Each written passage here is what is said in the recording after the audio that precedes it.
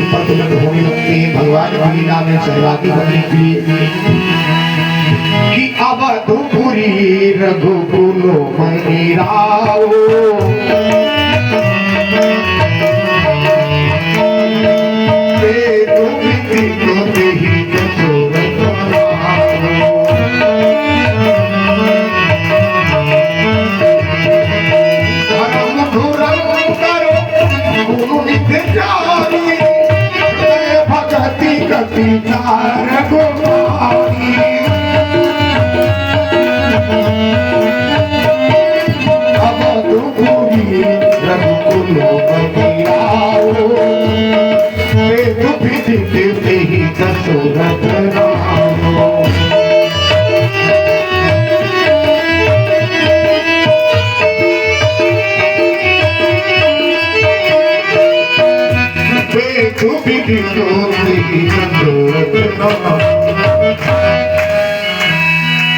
अवधपुरी के राजा महाराज कैसे ही बोले धर्म के मार्ग पर धर्म को धारण करने वाले ही और गुरु के निधान ही और ज्ञानी भी है। और मैंने निवेदन किया था जीवन में कर्म उपासना और ज्ञान के जीवन के तीन आधार हैं और तीनों जीवन में जब उतर जाए भक्ति कर्म में प्रवेश कर जाए और उपासना हमारी मन में प्रवेश कर जाए और ज्ञान बुद्धि में प्रवेश कर जाए। ऐसे महाराज दशरथ हैं कौशल्यादि नार प्रिय सब आचरण पुनीत। कौशल्यादि उनकी तीन पत्नियां हैं इनके आचरण बिल्कुल पुनीत और पवित्र हैं। निरंतर भगवत चरणों का अपराध करके पति की सेवा करती है। पति अनुकूल प्रेम दृढ़ हरिपद कमल विनीत। पति की अनुकूल रहने वाली है और भगवान के चरणों में प्रेम है। और तीन रानियां का मतलब क्या है बंधु? कर्म उपासना और ज्ञान कि जीव ही दशरथ है और उसकी तीन पत्नियां कौन? कौशल्या ज्ञान का प्रतीक है, केकई कर्म का प्रतीक है और सुमित्रा उपासना का प्रतीक है। तीन रानियां हैं। महाराज दशरथ बड़े सुंदर ढंग से रहते, चौथा पर आ गया लेकिन मन में गिलानी हुई कि कोई बालक नहीं हुआ। एक बार भूपत बनवाही भाई गिलानी मोरे सुतनाही। किसी ने पूछ लिया महाराज एक ही बार गिलान क्यों हुई? जीवन निकल गया, गिलान तो पहले भी होनी चाहिए लेकिन कभी कभी ऐसी घटना घटती जीवन में जिसकी डाल गिलानी होती है। और रामचरितमानस में जहाँ जहाँ एक बार का प्रयोग हुआ है वहाँ कोई ना कोई घटना जरूर घटी है। महाराज दशरथ ऐसे सम्राट हैं कि देवराज इंद्र के पास जाते हैं उनका सहयोग करने के लिए। ये तो लोग उनका सहयोग करते हैं और देवराज इंद्र महाराज दशरथ को आधा सिंहासन भेंट करते बैठने के लिए। अब नारद जी तो जानते हैं कि भगवान का अवतार होना है महाराज दशरथ के यहाँ और ये कोई प्रयत्न नहीं कर रहे, भगवान देर कर रहे आने में। तो नारद जी ने ऐसी छुरिया लगा दी कि महाराज दशरथ को पीड़ा हो गई। एक बार जाकर के नारद जी ने देवराज इंद्र से कह दिया, देवराज इंद्र तुम महाराज दशरथ को आधे सिंहासन पर बैठा लेते हो, तुम्हारा सिंहासन ही अपवित्र हो जाता है। क्यों? महाराज दशरथ की कोई बालक नहीं की पुत्री है।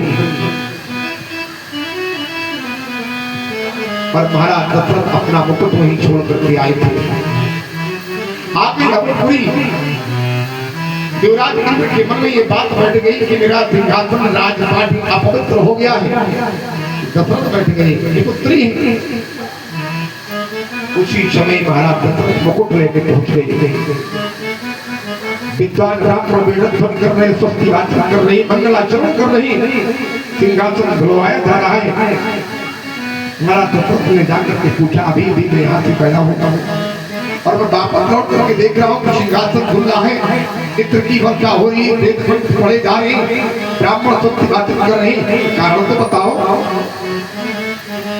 ब्राह्मण ये नहीं जानते थे कि यही दशरथ है, और कहा कि जाओ पृथ्वी लोक के राजा जो अवंतपुरी के राजा महाराज दशरथ है, उनकी पुत्री है, इस सिंहासन पर बैठ गई, इसलिए सिंहासन अपवित्र हो गया है। और ये बात महाराज दशरथ ने सुनी तो बहुत पीड़ा हो गई, और कोई भी प्राणी होगा तो पीड़ा होगी।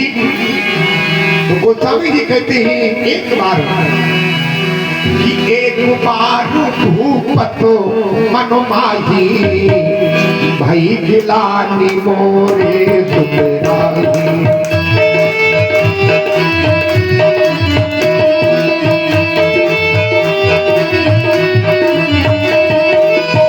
एक बार भूपतो मनोमाही भाई गिलानी मोरे सुतराही।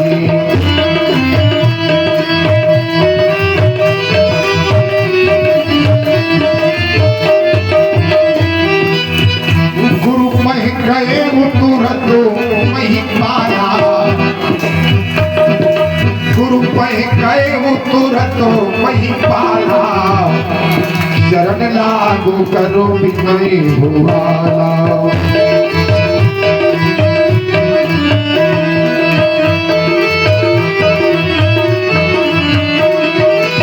सुख सुख सब गुरु ही सुनायो, कहे वशिष्ठ बहु विधि समझायो।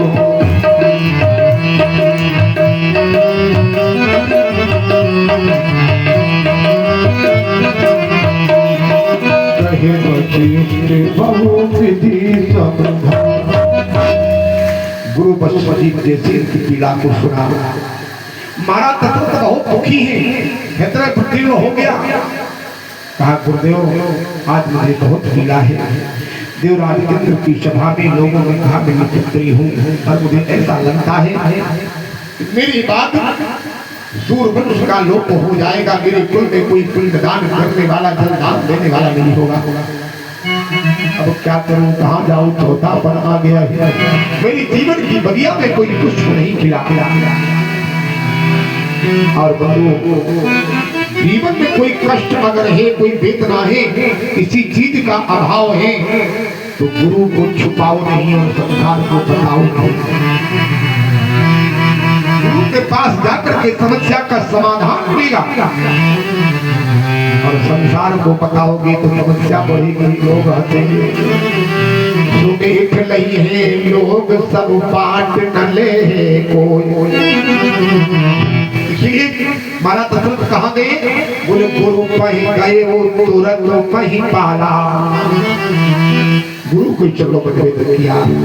अब गुरु पशुपति ने कहा महाराज चिंता मत करो, अब समस्या तुम्हारी नहीं है, समस्या मेरी है।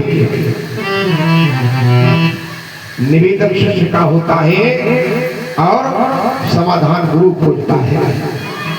परेशान मत हो, अब मैं प्रयास करता हूँ, समय आ गया है, परिणाम मिलेगा। भरा हो धीर हुई है सुत चारी, प्रभु अनुपीड़ित सबगति भयहारी।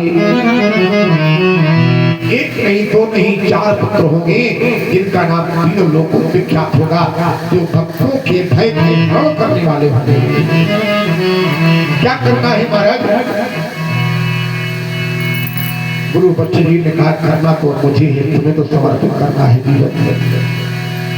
क्या करोगे महाराज? बोले श्रृंगी ऋषि को बुला करके पुत्र श्री चेंद कराएंगे। आज श्रृंगी ऋषि को बुलाया गुरु बच्चे जी ने, और गुरु वशिष्ठ जी यज्ञ प्रारंभ कराते महाराज दशरथ गुरु के चरणों में श्रद्धा भक्ति के साथ में समर्पित हो जाते हैं। इसका अर्थ है गुरु के चरणों में श्रद्धा भक्ति के साथ में समर्पित हो जाए और समाधान गुरु खोजते हैं। बुलावा पुत्र का वो तब जग करावा।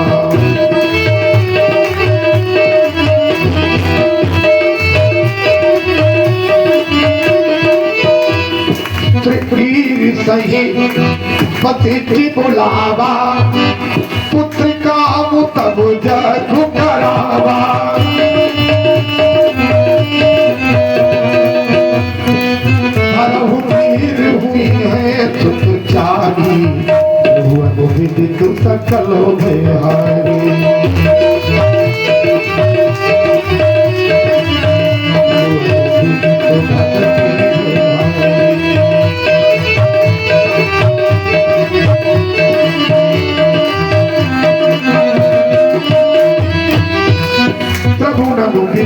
भगत हो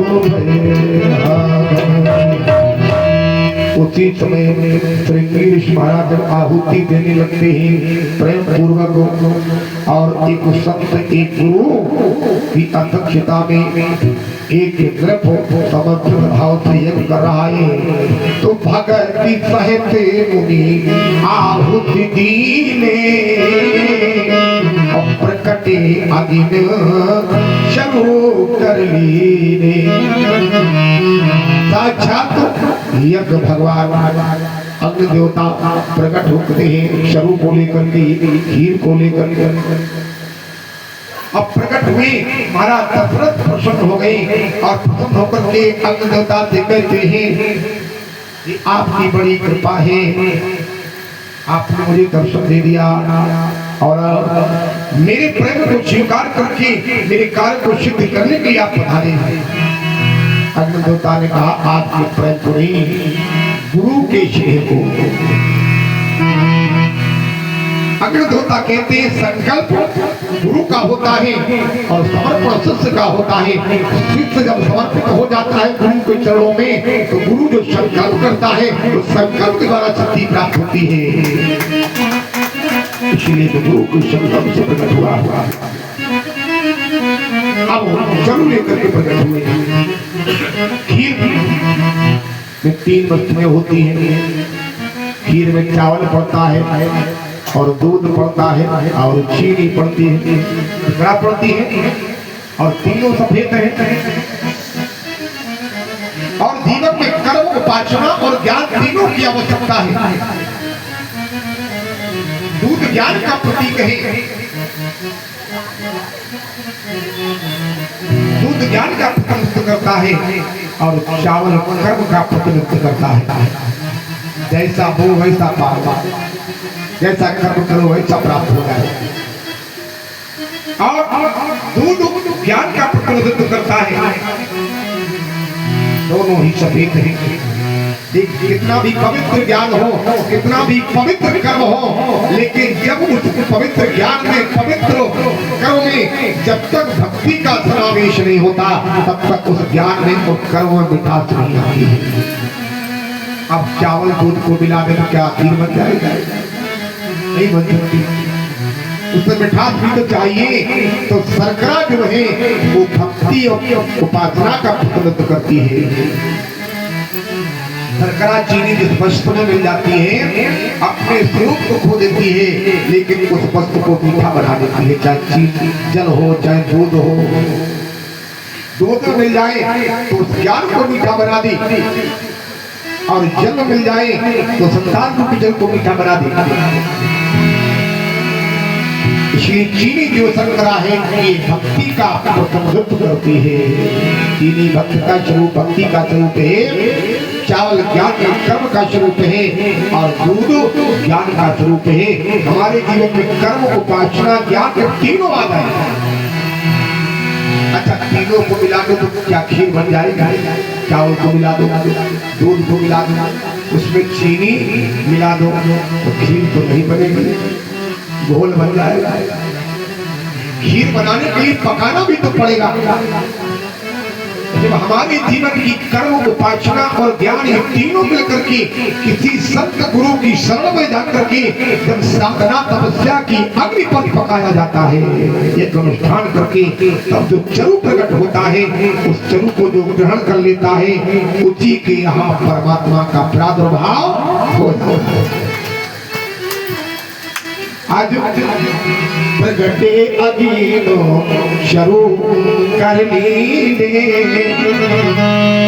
आज महाराज दशरथ को दिया और कहा जाओ तुम्हारी 3 रानियां हैं 3 रानियों को खिला दे। पुत्र होंगे एक नहीं 4।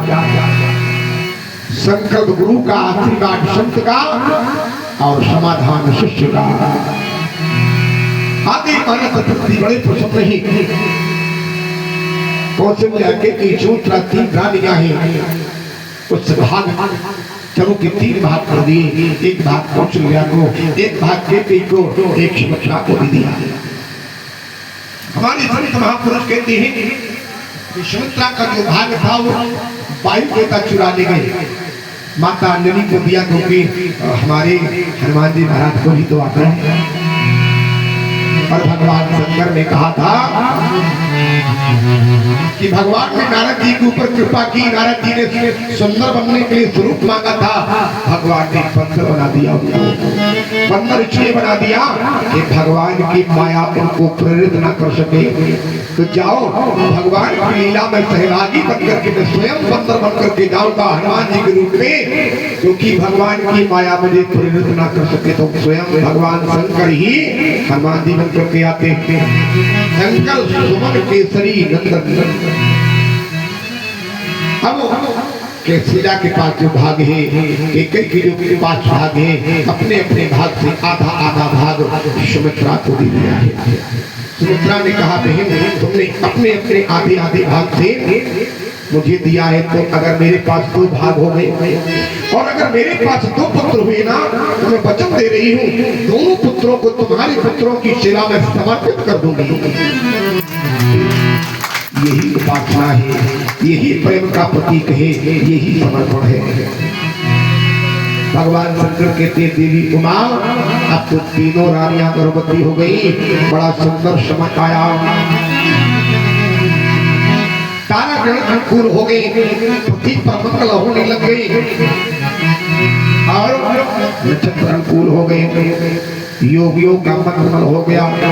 योग लगन रहे बार तिथि सकल भये अनुकूल, जल और अचल हर्ष दिते राम जन्मो सुख। भगवान का अवतार सारे सुखों का मूल है। बड़ा सुंदर समय आया, चैत का महीना बंधु, और चैत का महीना शुक्ल पक्ष नवमी तिथि है, मध्याह्न काल की बेला है। इधर सारी बहनों की दासियां इंतजार करते हैं कि कब प्रभु का अवतार होगा। देवता प्रार्थना कर रहे हैं, प्रार्थना करके सारे देवता गर्भ की स्तुति गा करके अपने अपने धाम चले जाते हैं। भागवत ने भी गर्भ की स्तुति गाई और यहाँ भी गर्भ की स्तुति गाई देवताओं ने भगवान का। क्यों? इसी ने पूछ लिया, गर्भ के समान तो कोई दुख होता नहीं, लेकिन गर्भ की स्तुति गाई।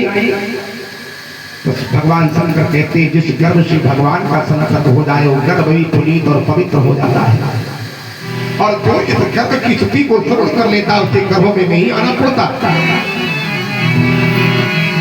बड़ा सुंदर समय आया बंधुओं कि नभमंडल में कुछ देव वृंदों के शब्द सुनाई देते हैं, आओ जगपति आओ रघुपति ये बोल सुनाई देते हैं।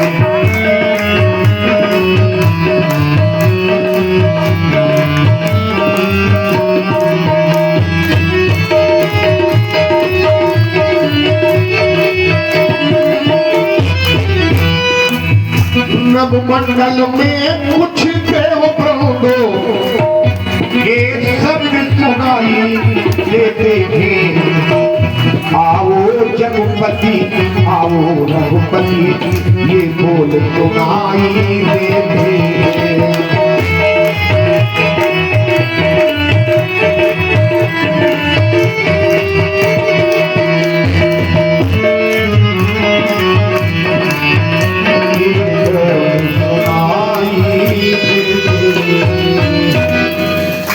उसी समय तीनों रानियों को नौमाय का पूर्ण समय हुआ। नवमी तिथि है, नवमी तिथि मधु आशु पुनीता, शुक्ल पक्ष अभिजितो हरिप्रीता। शुक्ल पक्ष नवमी है, अभिजित नाम का मुहूर्त है, मध्याह्न काल की दोपहर का समय है। भगवान शंकर कहते हैं देवी उमा बड़ा सुंदर समस्त जीवों को विश्राम देने वाला समय है कि मातु दिवसो अतिथि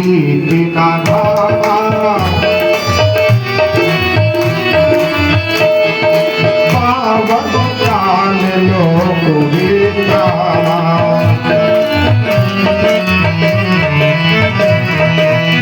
मातु दिवसो अतिथि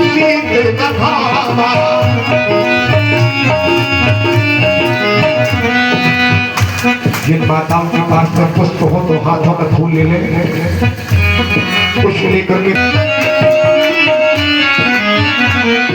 पावन काल लोक बीतावा,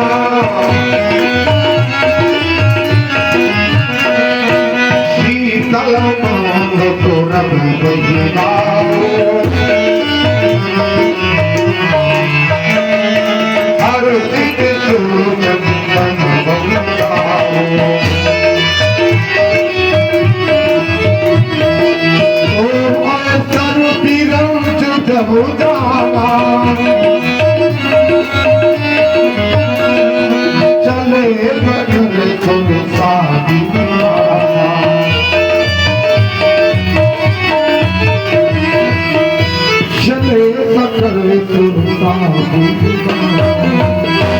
सारे देवताओं ने प्रार्थना की भगवान आने वाले हैं। और उसी समय भगवान ने कहा सारे देवताओं से कि अपने अपने धाम को चले जाओ, नहीं तो लोग जान जाएंगे कि भगवान का अवतार हुआ, तो लोग मुझे पुत्र मानने को तैयार नहीं होंगे। इसलिए सारे देवता वापस हो गए। उसी समय सुर समूह विनती कर पहुंचे निज निज धाम, जग निवास प्रभु प्रकट अखिल लोक विश्राम। परम परमात्मा सच्चिदानंद चतुर्भुज रूप में कौशल्या के महलों में प्रकट हो जाती है। बोलिए सच्चिदानंद भगवान की भई प्रकट कृपाला दीन दयाला कौशल्या हितकारी,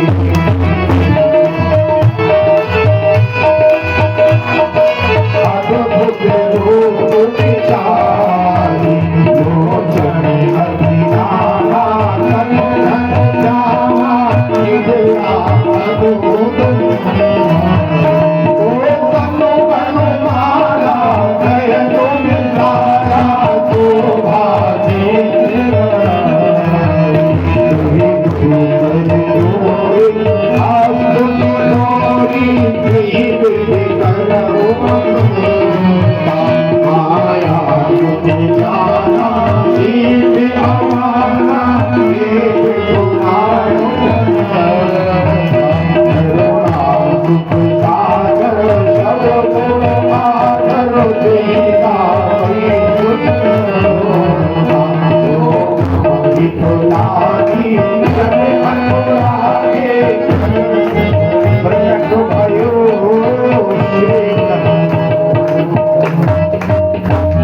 माता कौशल्या ने देखा कि चतुर्भुज स्वरूप का दर्शन किया तो आज माता कौशल्या का तन पुलकित होगा, स्तुति गाने लग गई।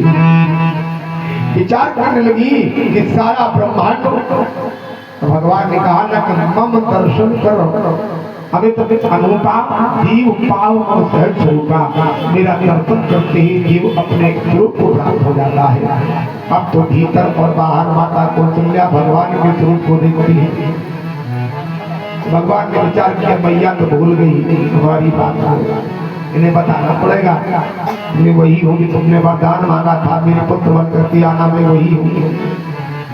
तो भगवान ने याद दिलाई मैया, कई कथा सुनाई मात बुझाई, यही प्रकार सुत प्रेम नहीं। अरे मैया सुनो तो सही, मैं वही हूँ, तुमने वरदान मांगा था, मैं तुम्हारा पुत्र बन करके आया हूँ। अब माता कौशल्या को याद आया, हाँ याद आ गया। अच्छा आप वही हैं, तो आपने तो कहा था मैं तुम्हारा पुत्र बन करके आऊंगा, आप तो पिताजी बन करके आ गया है। अरे चतुर्भुजी रूप का दर्शन तो मैंने किया है, और पुत्र जब जन्म लेता है ना तो बदन पर कोई आभूषण नहीं होते, कोई अंग नहीं होते, नंगा बदन होता है। भगवान ने कहा सारे आभूषणों को त्याग दूंगा। अच्छा पुत्र जब जन्म लेता है तो रोता है। भगवान ने कहा यही समस्या है, रोना मुझे नहीं आता, क्योंकि रोने की जरूरत नहीं पड़ी नहीं। मैया ने कहा आपने वचन दिया था कोई रहेगी कोई कहनी, वही सुन जो माता और पुत्र के बीच में होता है तब प्रभु रोना तो पड़ेगा, क्योंकि पुत्र बन करके लाए हैं। भगवान ने कहा चलो प्रयास करता हूँ। तो मैं बचन सुजाना रोदन ठाना वे बालक शुभा यह चरित का पई हर पद पावई के नंबर